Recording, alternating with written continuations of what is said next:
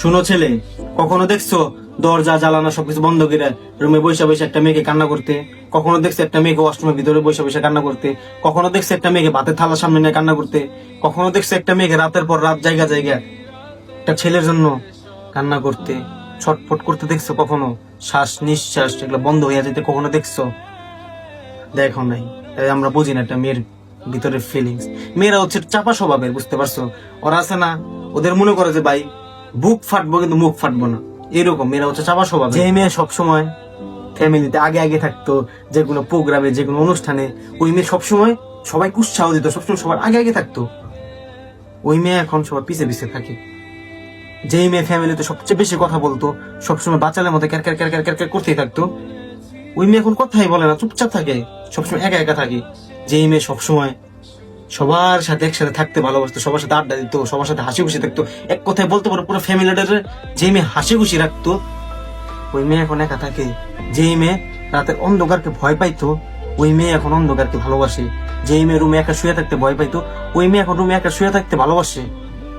তাহলে বুঝো প্রত্যেকটা আঘাত পাইছে ওই মেয়ে, কত বড় একটা ধোকা খাইছে ওই মেয়ে, তাই না?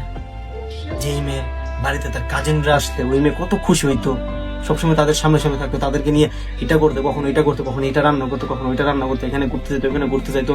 আর এখন রুমের এক কোনায় সে বসে থাকে। আগে সে মানুষের হাসাইতো, এখন সে তার নিজেরই হাসাইতে পারে না। আর আমরা পুরুষরা, আমরা ছেলেরা যে বলি না মেয়েরা 2 আনা, মেয়েরা 4 আনা, আমি একটা গেলে 10টা মেয়ে আসবো, আরে মেয়েরা খারাপ বাউতা কত কিছু আমরা বলি, তাই না?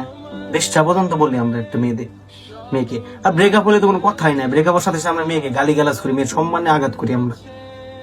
দেখো ভাই, আজকে একটা কথা বলি, মেয়েরা কেমনে খারাপ হবে আমার বলবো। দেখো, একটা মেয়ে যখন তার বাবা মার গর্ভে আসে, তখন সেই মেয়ে ওই বাবা মার বাড়িতে ইমান হয়ে আসে, ইমান ইমান।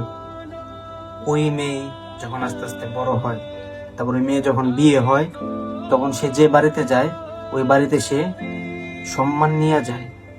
ওই মেয়ে যখন একটা বাচ্চার মা হয়, আর মা মানে কি? মা মানে হচ্ছে জান্নাত। তাহলে বলো, মেয়েটা খারাপ হইলো কই? মেয়েটা ভাওতা হইলো কই? মেয়েটা বেশ্যা হইলো কই? আমরা ছেলের একটা মেয়েকে ভাওতা বেশ্যা বানাইতে বাধ্য করি। আমরা পারি একটা মেয়েকে ভাওতা বেশ্যা বানাইতে, আবার একটা মেয়ে পারে একটা ছেলেকে গাঁজা করে গাঞ্জটি বানাই। Same same but different.